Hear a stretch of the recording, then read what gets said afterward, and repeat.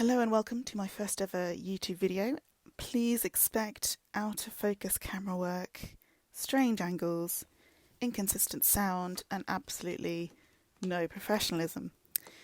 You have no idea how many times I've had to crop my feet out of a shot from this video. To be very clear, those are accidental. I do not intend to cut that part of the internet. You're welcome to leave comments and feedback. I make no promises that I will take any of them on board.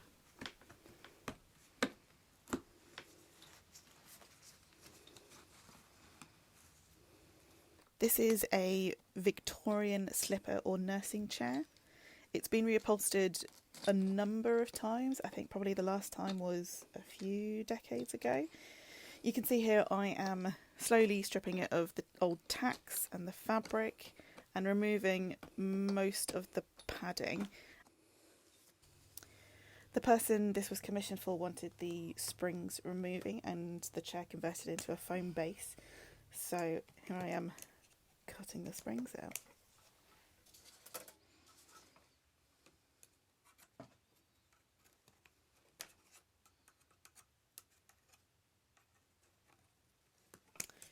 I've done the same as previous people who've reupholstered this chair. I've decided to leave in the back padding as it sort of gives a little history of the chair.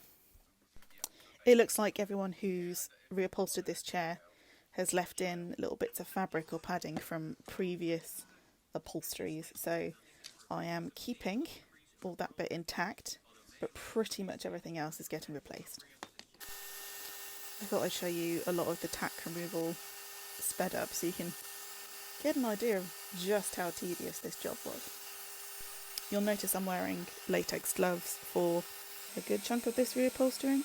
That's pretty standard with reupholstering chairs, but this chair in particular had a lot of dust, old glue, bits of old horsehair fibre, so it was pretty gross.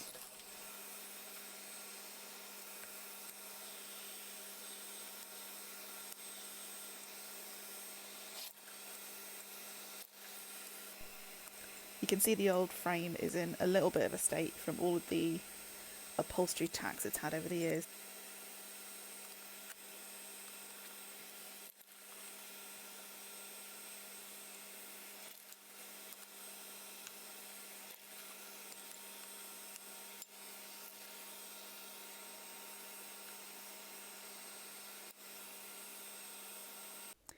So I'm gluing some of the joins back again.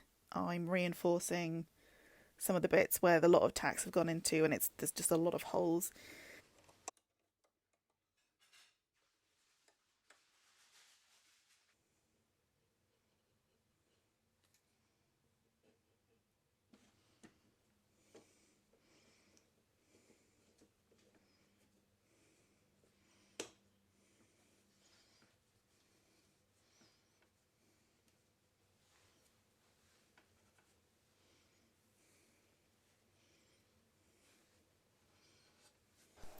These MDF pieces were to reinforce the bits of frame where lots of previous tacks have gone into it, and it just makes it a little bit stronger.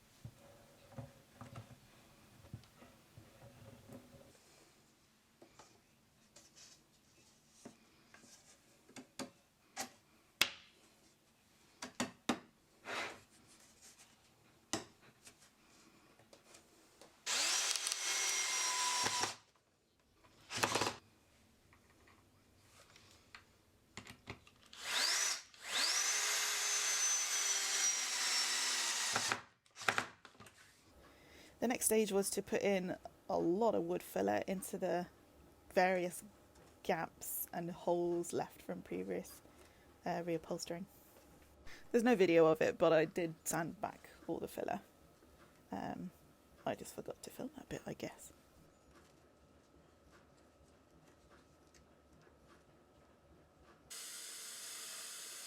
There's now various footage of me scraping off old varnish and wax.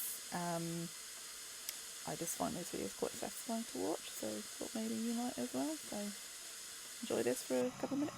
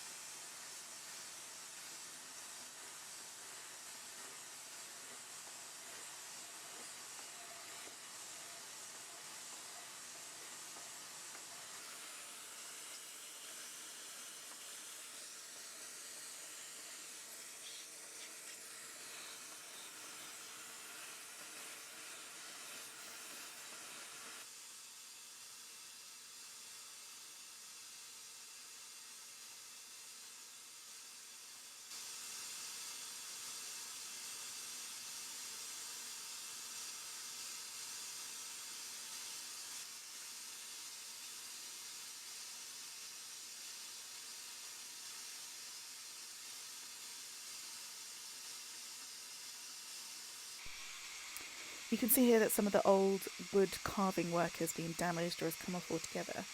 And I do use some 2-part epoxy filler to sort of sculpt replacement parts.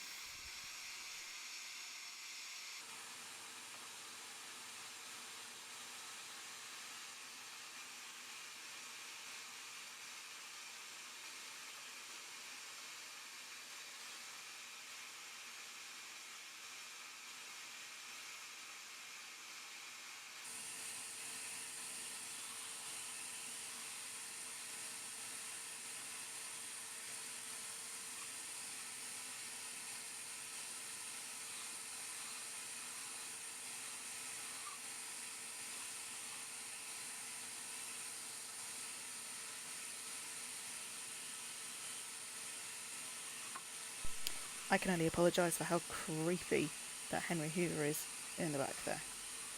I do apologise, it's quite a sinister look.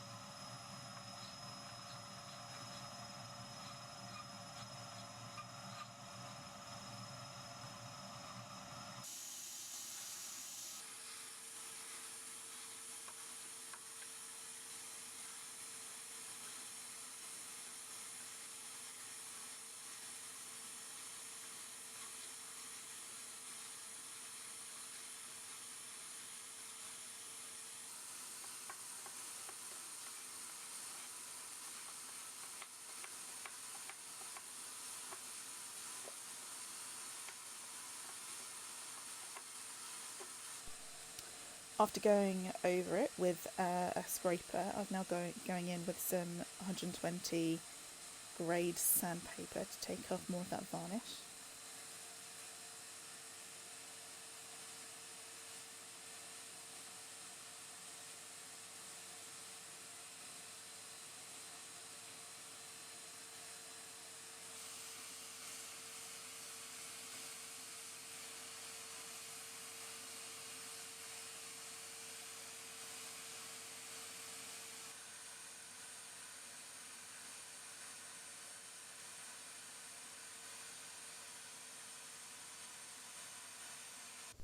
and yet more filler.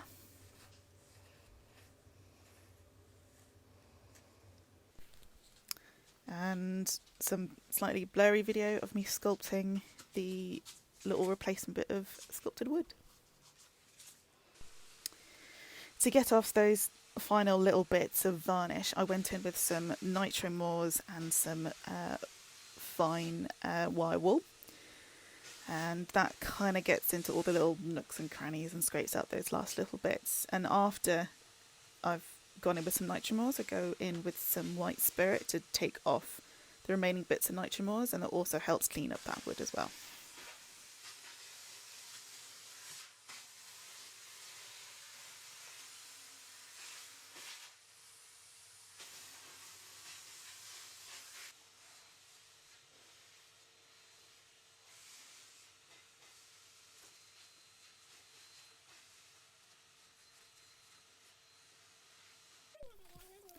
Now, when it comes to the actual reupholstering with fabric, I use the old pieces as a sort of pattern to cut the new fabric from.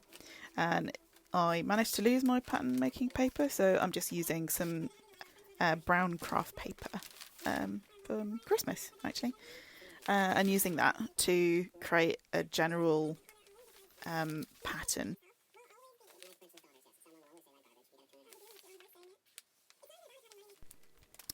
I'm marking on the pattern where the buttons were in the old fabric covering the back of the chair.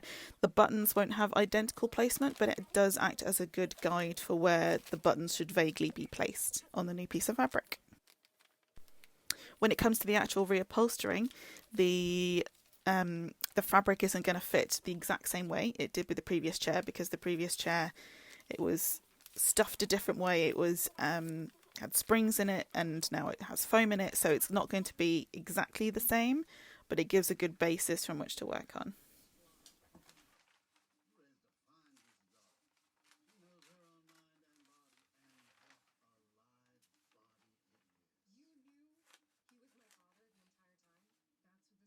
I got absolutely no footage of me cutting the foam pad, so just imagine that part's happened.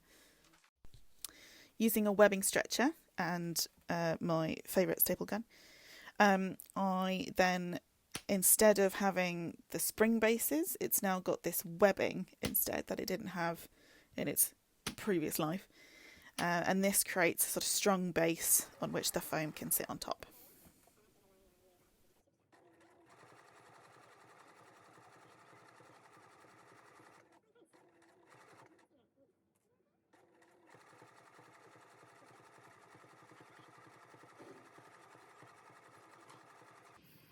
Again, I managed to forget to film a lot of the actual reupholstering part, which is, I realise, not very helpful. But here is where I was sewing in the buttons. And here I'm replacing the old foam that used to sit in this sort of cavity at the back with a few layers of wadding. That spray glue, by the way, is the most disgusting substance on earth.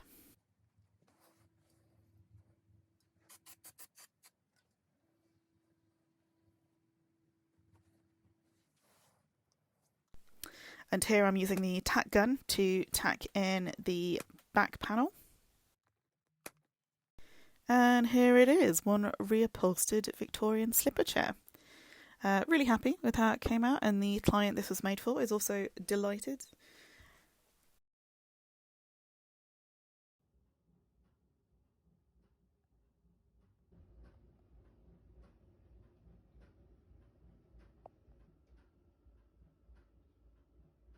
And just at the end here is my studio assistant patch.